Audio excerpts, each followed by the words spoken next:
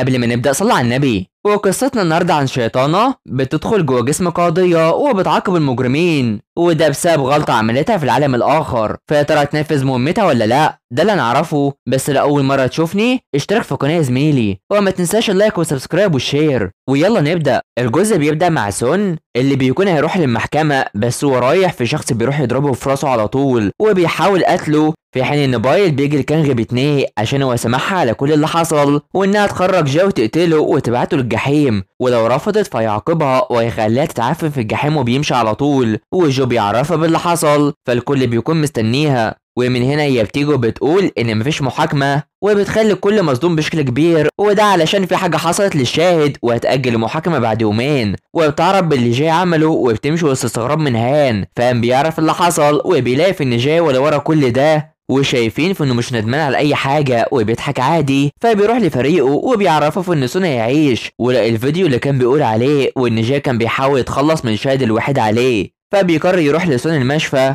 وبيطمن عليها، وان جاي هو اللي عمل فيه كده، وان المحاكمه اتاجلت ليومين بس. وسون بيكون خايف كتير وبيقرر انه مش هيشهد خالص لا يموت نفسه، وبيمشيه بالفعل هو مرعوب. فكان بتعرف ان سون جبان من اخوه وخايف، وبيفكروا يعملوا ايه، بس بيكون جاي بيتعامل في السجن بشكل كويس، وهي بتروح عشان تتكلم معاه على انفراد وبتشوف المعامله، وعاوز تعرف منه فين فيديوهات التعذيب اللي كانت بتحصل لام سون، وبيستغرب انها هنا بسبب كده. وبتقرر تعمل معاه صفقه عشان يتخرجوا في مقابل يقتل نيابه عنها، عشان هي عايزه تعيش كبشريه على طول عن طريق الكليوم اللي خدته من جونغ. بس هو شايف ان القتل مش بسهوله كده، رغم انها شايفه في انه يقدر يعمل ده علشان في سبب كان بيخليه يعمل كده، وده بيخلي جاي يرفض عشان هما مش لاقيين على بعض خالص. وبتقرر انها تسحب عرضها وبتيجي تمشي بيرجع في كلامه، وبيقرر يقتل زي ما هي عايزه. فبتروح تعرف فان باللي حصل، وان جاي اتخدع بده ولازم يلاقي الادله قبل المحاكمه، وعايزاه يقنع في سون عشان يجي. فبيعدي لهم مع مهاجمه الكل كان باتنيه بسبب الاحداث اللي حصلت، وبيستعد ان يروح المحاكمه خاصه بجاي، وبالفعل بيروحوا يحققوا فيه. وبتساله لو كان هو اللي قتل قبل 25 سنه، بما ان كون التقادم حصل، وبيستغرب من اسئلتها اللي اكيد هتشوف ده، وبيفضل ينكر اي حاجه هو عملها، والكل بيتصدم من الانكار اللي حصل اصلا. والمحامي بتاعه بيقول ان سون هو اللي ضرب النار مش هو، وبيفضل يتحاور معاها، وبيطلبوا الشاهد اللي المفروض يشهد عليه، بس هو مصاب وهيوصل مع الوقت. والمحامي بينكر ان مش هيجي وعاوز الحكم الخاص بيها، وبالفعل بتيجي تقول بس هو بيجي مره واحده وبيصدم الكل وخصوصا جاي، وهان بيحب ده، وكان بتكون مش عارفه تعمل ايه. فبنرجع لوقت الرفض الخاص بيه، بس هان بيكون عاوز يقول الحقيقه علشان يعرف حقيقه قتل امه اللي حصلت قدامه، وانه يفكر عشان دي فرصته. وبالفعل بيجي وبيقول اللي حصل، وانه اتدخل في وقت قتل كيم، واللي جاي قرر يخلص عليها خالص، وبيكون عذبها وقطعها وهي حيه، وان هو اللي هاجم يو في الحي وهي شافته، وكان خايف لحد يعرف حقيقته، وان اخوه طلب منه قتل كل اللي في المبنى علشان اعاده التطوير اللي حصلت. وبيتاسف على كل اللي عمله، وبيمشي وسط استغراب الكل، وبيتاسف لهم كلهم، وبيبان عليه الندم فعلا. فبيجي دور المحامي اللي يسال سون عن البصمات، واللي بيوقف ان بيتعاطى مخدرات، بس بيوقفوه على طول. وسون بيقول ان شاف ان اخوه قتل شاب صغير وما قدرش يعمل حاجه علشانه كان خايف كتير، وجاي بيكون مش بيتاثر خالص باللي حصل، وان سون كان حاسس باحساس وحش ورجع للمكان. بس في الوقت ده قابل ميونغ اللي كانت عايزه تعرف هو مين اصلا، وبيروح يجري على طول وبيسيبها تبكي زي ما هي، وحتى بتبكي في الوقت الحالي. وسون بيقول في ان اخوه قتل اشخاص كتيره، وحتى امه قتلها برضه، وشايف انه الشيطان ما عندوش اي قلب،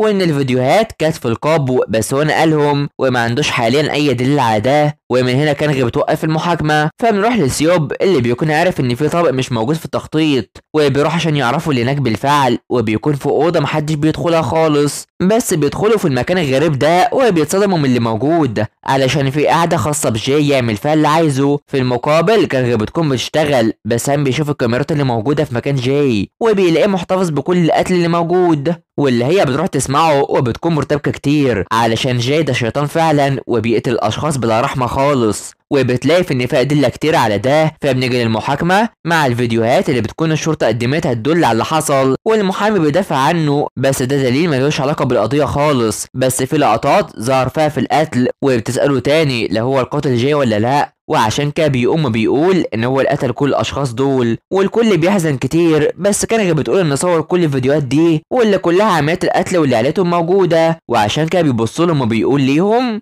انه نشأ فقير فعارف الفقر عامل ازاي، وعشان يطلع من الفقر ده لازم يتغلب على رغباته، واللي لما بقى غني قرر يحرر الاشخاص دول من الفقر ويقتلهم، وبيعترف على نفسه انه اختار الفقراء بس، وكان صعب عليه في الاول بس بقى سهل، وكان بيستمتع وبيقتل اشخاص وبتوسلوا له على حياتهم وبيصدم الكل، حتى كان وبيقول فانه مش ندمان على اي حاجه بل لازم يشكروه عشان خلصهم من الفقر ده ووداهم لراحه ابديه، وبيخلي اهل الاشخاص دول يتعصبوا اكتر بشكل كبير وبيبكوا وبيربوا الكره ليهم اكتر، وكان بتروح تاخد استراحه احسن وبترجع تاني عشان تستوجب بهان كشاهد، واللي بيقول في انه ناجي الوحيد من عيلته، واللي بيقرر انه يقول قصته رغم رفض المحامي، وبتخلي هاني يقول قصته وان قبل 25 سنه وقت ما شاف القتل حاول يقتله هو كمان، وبيهدده بان لو ما فتحش هيقتل كل عيلته، ولما جه يفتح امه حذرته وراح قتلها وعاوز ياخد جزاؤه، ولما المحامي بيتدخل كان بتطرده على طول وبتصدم الكل، وبتخلي هاني يكمل كلامه وبيعرفها في انها لازم تظهر للكل ان القانون لسه معاهم حتى لو هو غني علشان يتحرروا من الماضي ويعيش حياتهم بدل المعاناه اللي بيعانوا فيها دي كل شويه. فبيعدي الوقت بتروح تقابل الملاك واللي بتروح بتاكل معاها، وكان مستغربه منها كتير وبتعرفها في ان بايل جالها وهددها بالموت،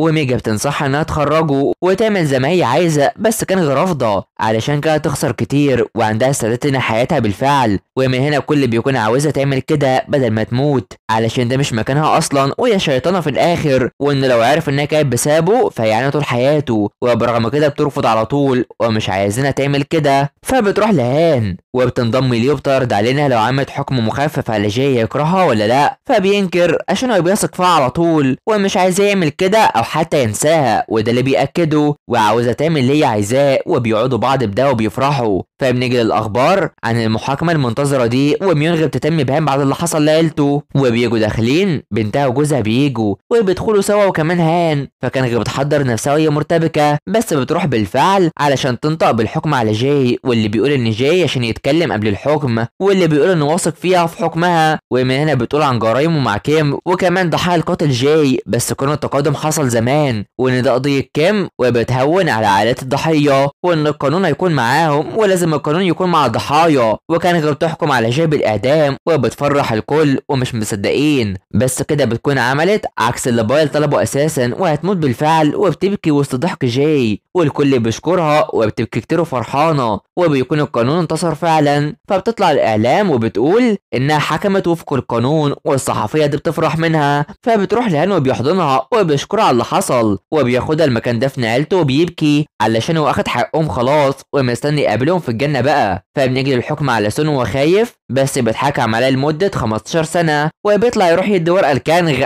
عشان يخزنها في اوضته وتساعده، بس الاعلام بيتكلم على حكمها اللي اغلب الشعب مبسوط بيه، وجين متابع ده وبيلوموه من اعضاء البرلمان بس بيتضايق عليه وبيفرح عشان هو قاضي خلاص، فكان بتلاقي الكل مبسوط بيها وبتعرف ان جين هيتعاقب عشان التلاعب بالقضايا مع البرلمان، وعشان كده بتروح له وبتكون هي اثرت فيه ونسى انه قاضي وكان زيها وبيشجعها، وبيقرر يعمل فيديوهات على اليوتيوب دلوقتي. فميونغ بتقابل جاي وعايز تعرف ليه قتل ابنها، فبيعرفها في انه غلط عليها عشان خلفت اطفال وهي فقيره ومش بتاسف لابنها خالص، وبيعرفها بالطعنات اللي خدها وبيمثل اللي حصل وبيخليها تبكي كتير، وبتقرر في انها مش هتسامحه وبيضايق فيها كتير وعاوزه تقتله وبتبكي اكتر، فبتوصل وكان بتديها رساله من سون واللي بيحكي اللي حصل وانه كان خايف عشان فكرها بامه، وبعت رساله ابنها ليها وبتشوف وبتفتكر وقت ما كانت بتهتم بيه، واشترى لها هديه عشان تكون كويسه كمان وبتبكي كتير، وفي الحقيقه سون بيكون انتحر اصلا، وجاي بيجيله مكان عشان يهرب عن طريق انه يشوف اخوه، فجو بيكون خايف على كانغ رغم انها بتتصرف بأسوأ وبيمشي من غيرها، بس بيجي لها شخص عشان يموتها من بايل وبتأجله عشان ده لمصلحته، فبتروح تشوف هان وبتفكره بأول مرة قتلته، وبتعرفوا انها مش هتقدر تفوق بعدها معاه وتكون جنبه علشان هو نقطة ضعفها وبتحبه كتير، وبيعترفوا بحبهم لبعض وبيبوسوا هنا وبيحبوا ده كتير، وبتروح تودعه وهي حزينة وبتمشي وهو فرحان. فبنروح للدفن بيلاقي ان جاي هرب في حين ان كانغ بتكون ماشيه وبيجي لها الموت عشان تكفر عن ذنبها، وهان بيفتكر كلامها بس اللي بتروح له وبتعرفه انه يوقفها عشان هي هتموت، وبالفعل بتكون هتموت وبيقتلها وسط ما هان رايح اصلا وبتكون بتموت فعلا، وهان بيروح وبيشوف ده وعاوزها تفوق، وبيروح بيحاول يلحقها بس مش بيعرف خالص، وبيكون مصدوم وبيفتكر كل حاجة، بس بتكون ماتت خلاص والكل بيتصدم وبيبكي، والجزء بيخلص علينا. فما تنسوش اللايك والاشتراك في القناة وتفعيل الجرس حلوين علشان يوصلكوا الجزء الجاي والأخير. تابعونا، سلام.